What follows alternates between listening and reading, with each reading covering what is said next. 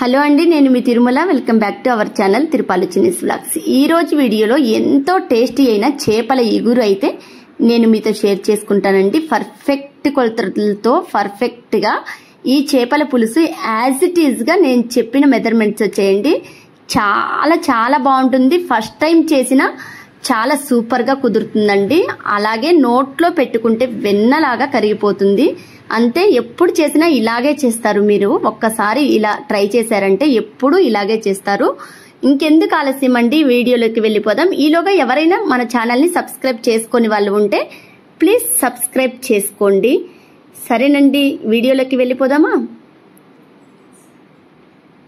నేనైతే 2 కిలోల చేపలను అయితే తీసుకున్నాను. ఈ చేపల్ని మార్కెట్ నుంచే కట్ చేసుకొని తీసుకొచ్చుకున్నానండి.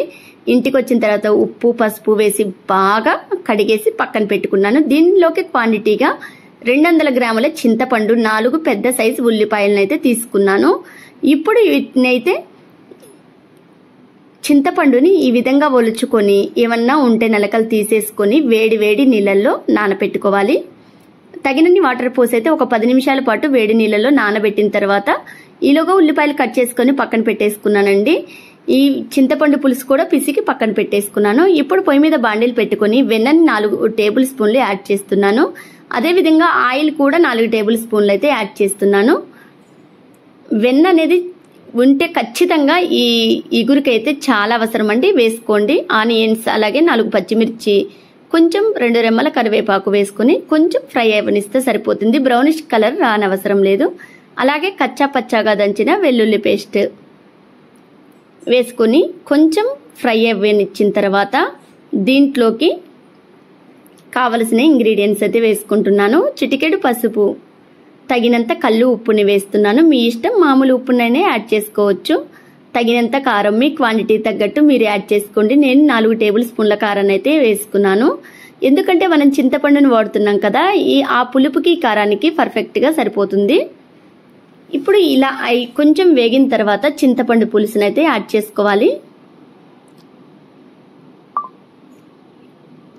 ఇది కొంచెం కలిపి పెట్టుకున్న తర్వాత మనం కడిగి ఉంచుకున్న చేపలను అయితే వేసుకుందాం. చేప ముక్కల్ని ఈ విధంగా వేసుకొని మిగతా పులుసు కూడా పోసేసుకోవాలి.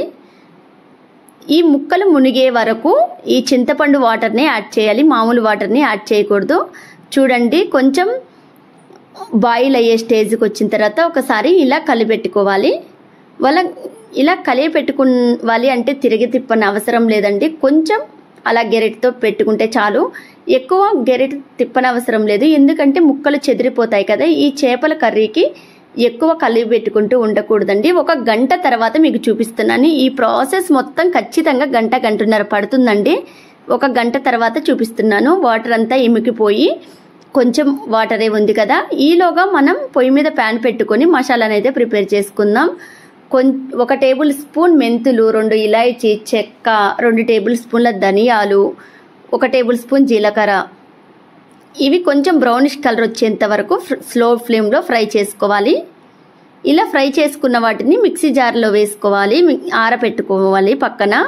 ఈలోగా చూడండి, చేపల పులుసు అయితే ఇంకా ఆయిల్ పైకి తేలింది కదా, బాగా చిక్కబడిపోయింది కదా.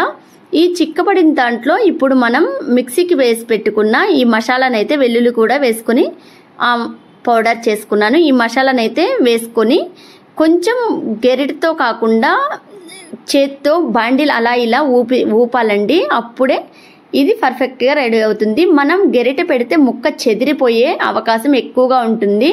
అందుకని గెరిట అయితే పెట్టకూడదండి. ఇలా చేస్తే సరిపోతుంది నేను చూపించే విధంగా. ఇంకొక విషయం అండి, ఇది మొత్తం ప్రాసెస్ స్కిప్ చేయకుండా చూడండి, అప్పుడే మీకు అర్థమవుతుంది. ఇలా తిప్పుకుంటూ కలుపుకోవాలి. అప్పుడే ఈ మసాలా మొత్తం పులుసుకి పడుతుంది. ఇలా ఒక 10 నిమిషాల పాటు ఉంచుకోవాలి స్లో ఫ్లేమ్లో.